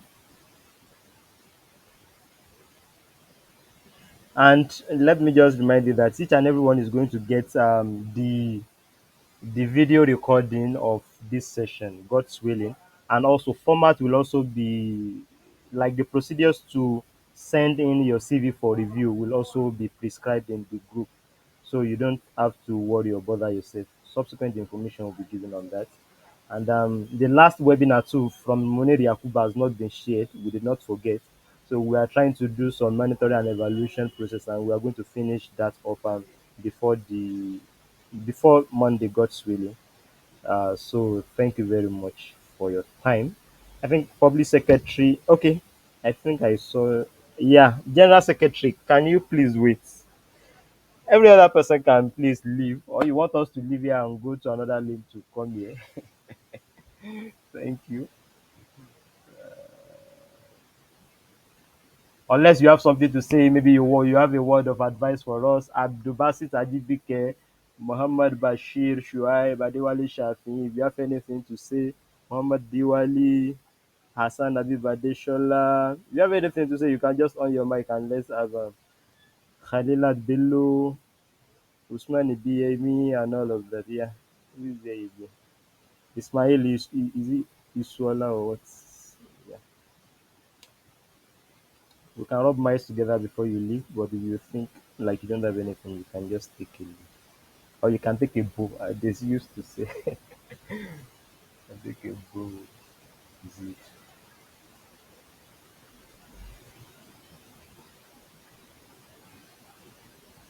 People are not living.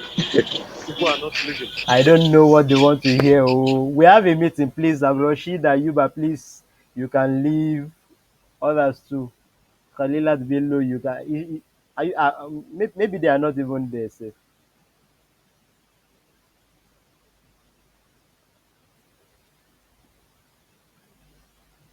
Okay. Okay. Thank you. Muhammad Yusuf, you can leave too. Muhammad Diwali, you can. Oh, I'm even saying you can leave. Deny entry. Let me just remove them.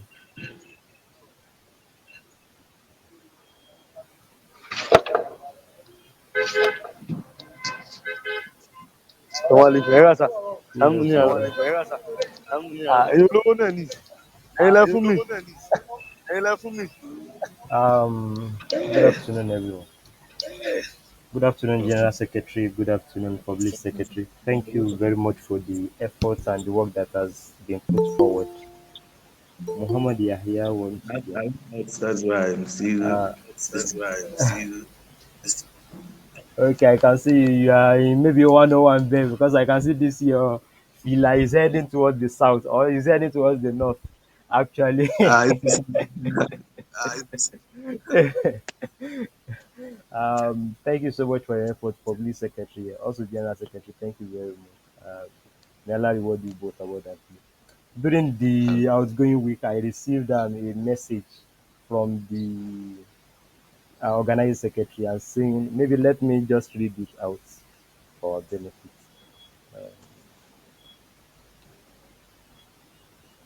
Sorry.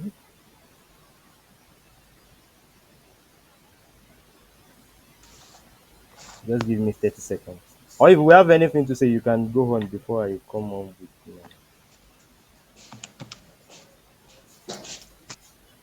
Convener, sir. Two members Yes, reached sir. out to me. Two members reached out to me Okay. regarding Yusuf Aishat and Halima Musa Motunrayo to be on. But there's this Rose John. Okay, no Rose John problem about only. that. About their absence, right? Yes, but there's one Rose John. She only reached out 2 weeks back regarding Sunday service. But today is Saturday. I don't know why Regarding what? she's not. I mean Rose Don't John. mind that, please. Don't mind that. Okay, okay, don't mind it. Just leave it. The message goes thus. The public secretary, are you there? Is he with us? Public secretary. Okay. Public secretary, are you here? Maybe you have an issue with your connection before, right? Yeah. I'm back. Okay. So the message from the organized secretary goes thus. Assalamu alaikum wa rahmatullah.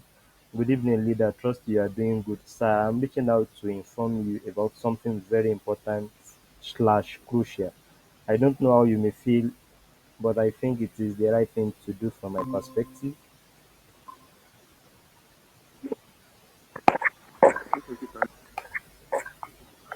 I've removed him from my okay. From my perspective, U.S.F is a body of scholars that need people of high competence, excellence, and exceptional leadership skills to pilot its affairs to greater heights. This is a forum that its success is slash should be the success of every Danfodite, particularly its members, and should go beyond personal interest. As such, sir, with due respect, I want to notify you of my decision to drop the position I am currently holding at Udu Scholars Forum, that is, the organizing secretary, to just a floor member. This decision was after a series of thoughts and personal conviction that I am not the best fit for the said position. I want you to know that I am doing this sincerely from my heart and for the success of USF. I think this is the period for me to learn about personal development and quality leadership skills. You can't lead without learning or experience. Please accept my resignation and thank you very much for the trust you had in me to Are deliver you by are you excellence. Warm regards, Muhammad Abdelkadir.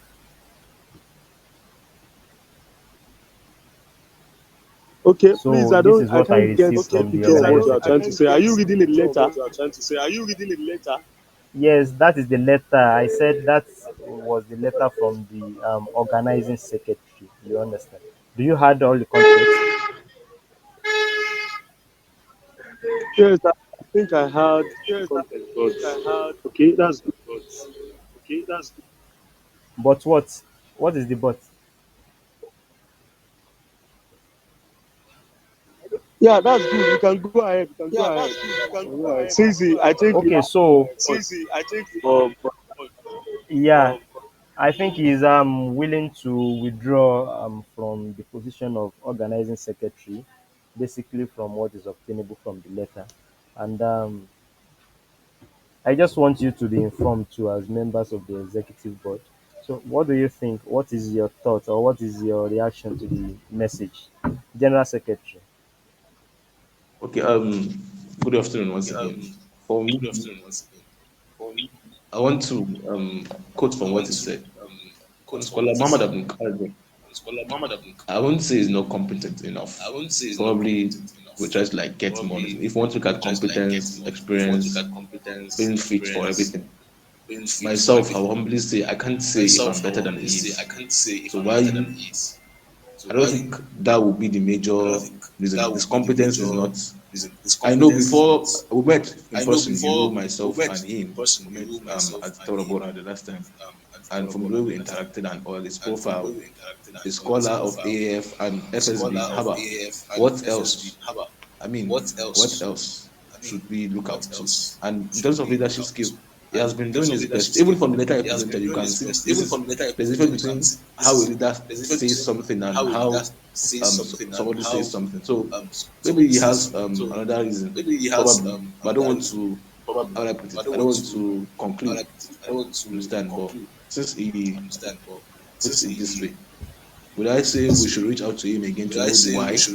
Or probably we try to like accept, probably there is a technical issue from his end. He said he's in Kogi State, and I can agree that there are some issues that he wouldn't want to be asking for excuse that will make other members think they're taking it for granted. Understand? Referencing to Scholar Sao, too, he has been busy in his end, and that is no reason for us to say he's not competent or anything. So, with all due respect, I believe those excuses he gave regarding competence are not what it is. Thank you. Thank you very much. Public Secretary, please, can I have your thoughts on how do you react to this? Okay, thank you very much. Although he has, I think the best reason or the excuse, the best excuse is known to him. But according to his resignation letter, I don't think he has a convincing and genuine excuse to resign. That's my own. Although I don't know. Like the general secretary said, he should try as much as possible to reach out to him and further seek for his excuses. Because what I don't understand now that is definition of competency. That's what I don't understand. Because every one of us, we are trying our best. No one is competent enough. We are not perfect. We are not 100% perfect. We are trying to. We are just trying our best, and I believe we are coping. I believe we are coping with that. So that's the first thing. The second thing is that I don't know whether you want the executive board. The executive board has the authority and power. Yes, decline his request. This is what I don't know. If you have that, let me know. If you don't have that, I will know what to say. Thank you. Okay, thank you both, Scholar Ahmad Musa and Scholar Bugani Abdulrahman. You see, when I received the letter, I'm somebody that the way Allah Subhanahu wa Taala created me, am prepared for mostly everything in life except death because I want Allah Subhanahu wa Taala to be very pleased with me to forgive me of my sins. You understand? So this is not the first time I will experience this in any team coordination. It is expected, even if it is in form of excuse. But I also knew personally, genuinely, that those are not things that are very material to say, okay, on this basis I want to resign. But if this, I'm somebody that I don't force things on anybody. So if he is actually resigning from the bottom of his heart, I will want us to maybe accept his resignation. And although as suggested, I'm going to because I also told him when I received it that I told him that I received, but I'll get back to him before Monday. You understand? But I want to bring into your notice, discuss with you, have your thoughts. You understand? Yes, the executive member can accept or decline his request. We can do that.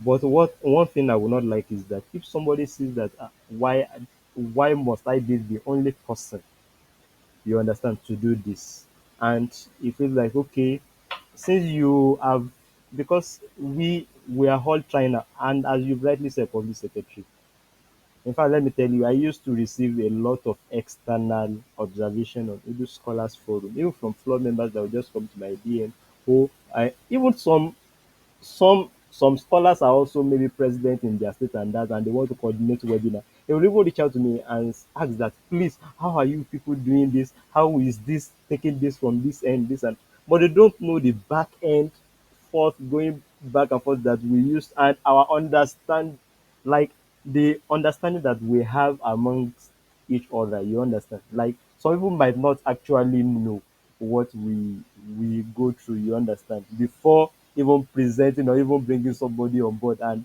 how we even used to bring people on board. You understand? So what I it is possible, but one thing I fear most in teamwork is that if you say you decline his request and he's not up to task and you want to put him on his toes, then you don't have any reason.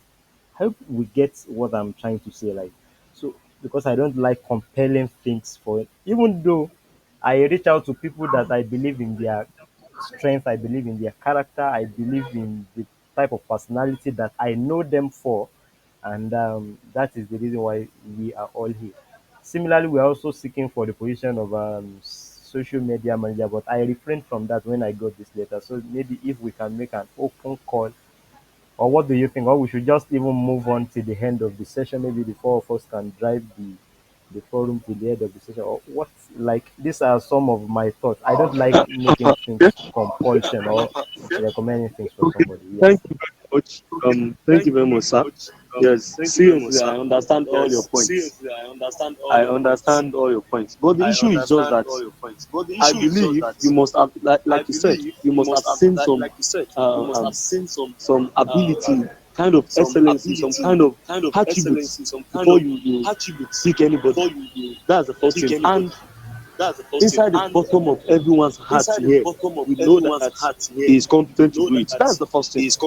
We know. And the second thing we should consider is that we shouldn't force, we shouldn't compel anybody. We shouldn't compel anybody. That's the second thing. But my own suggestion is that let us still give him a chance. Let us reach out to him and ask him why we need you more. We need your service. It's not that we do not have people that can serve us, that have the ability to serve, that can commit, that can commit themselves to the task. No, we have people that are up to the task. But the issue is that we are together. We must know that you have genuine reason. Like the general secretary said, Saul is not here. He has not been here. And does that mean that he's not competent? You are here. We are doing everything together. No one is competent in this manner. Sometimes I will write and I will, after posting, after publishing it, I'll see like, am I the one that read this? And people comment, we start coming like, because see, this is not about competency, because I don't understand up to this moment his definition of competence. That's the first thing. Like I said earlier, the second thing is that we shouldn't force him to do what he does not wish to do. But Abba, we must be convinced enough that he cannot handle the position again. So for now, my own suggestion is that we should please move on with the executive, the remaining executive board we have now. Even if we are still present, we can still do that on behalf of others. Don't let us dismay any of the takers.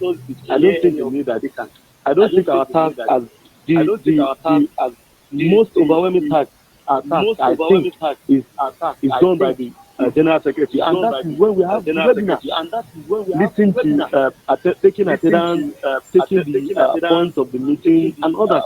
I think that's the most overwhelming task we have. What about reaching out to the facilitator? That's the work of the general secretary.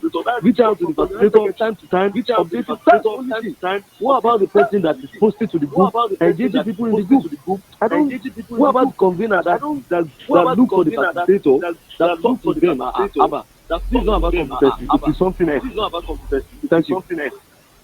Thank you.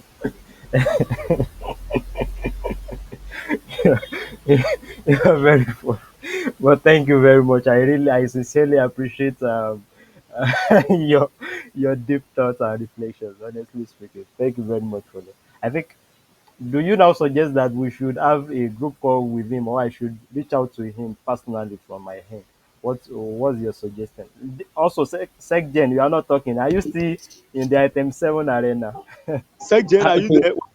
I'm with you guys. Well, I'm in the mosque. No, Performed I know you are in the mosque anyway. I know. Shakir Tony, no. Sorry. Inshallah. No. Okay. See, Okay. ẹ̀yin ti kí mu ẹ̀fẹ́ tí ká yókù kí mu wa. Ẹ jọ sá. Ìmáàmù wa ọ̀fẹ́ nìyẹn máa bínú. Ọ̀pọ̀lọpọ̀ ìmáàmù wa ni SecGen, alhamdulillah. so what's your thought, SecGen? Okay, let him talk first. Okay. Actually, from what the publicity secretary said, he actually has a point, and from your end to combination. The thing is, again, I will repeat it again. Competency wise, Malam Qadir is very competent. However, me, I will give my excuse that probably there is something hindering him and he doesn't want to keep requesting for excuse. Now, we reaching out to him is something we should do, but in this case, we should not make it to be something that is compared